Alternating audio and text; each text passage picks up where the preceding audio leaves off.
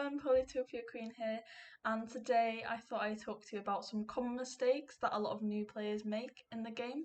So yeah, let's just dive straight into it. Okay, so the first one I'm going to speak to you about today is vet assigning. So this rider here I assigned to be my vet. Now when this rider gets 3 kills, then you can promote it to a veteran unit, and then it'll have up to 15 health. Now what you don't want to do is promote this unit to a veteran too early, because as you can see, this unit still has full health. And if you can delay the promotion, then you basically get a free full heal. Okay, so the next thing that we're going to be talking about is opening moves. Now, your first few moves in Polytopia are a lot of the time what determines the rest of the game. It's all about optimization. So with certain tribes, you can upgrade the city on turn 0, which is highly recommended that you do if you can. Now from here, we can jump straight into the third common mistake, which is choosing the wrong city upgrade.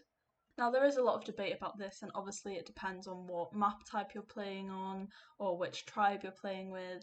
But generally when you're upgrading a city for the first time to level 2, it's a good idea to get the workshop to give you an extra star per turn.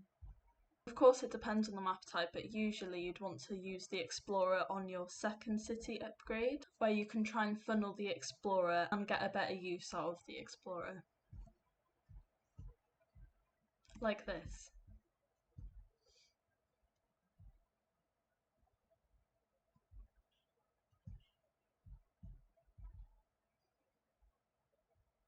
Now the next city upgrade will be either stars or a city wall to help defend your city.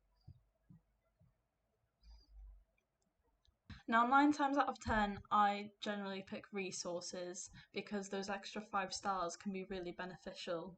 However, if you are in the scenario where your city is being significantly pressured by your opponent, then you can go for city wall for that extra defense. But 9 times out of 10 it is better to go with the 5 stars.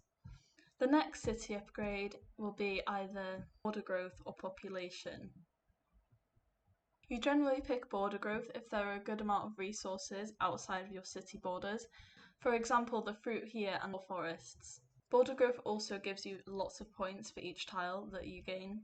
However, it's not always a good idea to pick it, for example if it cuts off another one of your cities. And then for this city here, I would pick population growth because as you can see, this mountain doesn't have metal on it. So we'd only be gaining this forest here.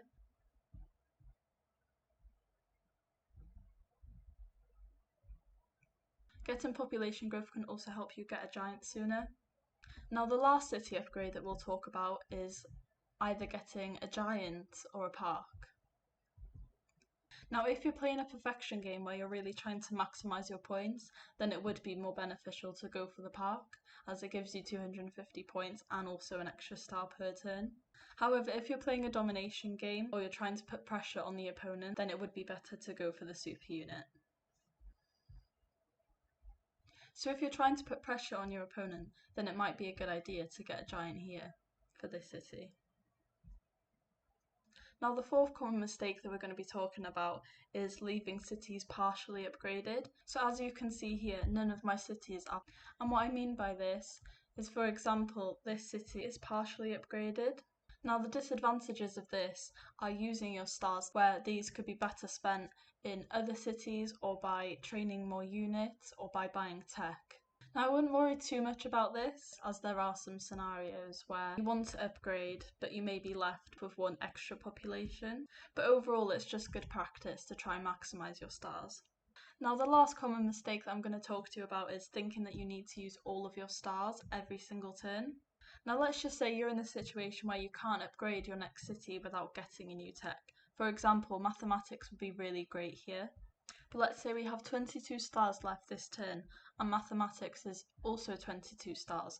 Now we could get this tech now, but then we wouldn't have enough stars left over in order to place the sawmill here to upgrade this city. So it would be better to wait until the next turn to buy the mathematics tech and get the sawmill in the same turn to maximise our stars. And there you go, there's 5 common mistakes that a lot of new players make in the game. And like I said, a lot of these depend on what tribe you're playing with or map type that you're playing on. But it's always a good idea to just take a moment to think about what type of game that you want to play and what strategy that you want to use to ensure that you're maximising your points, your stars, and choosing the right city upgrades.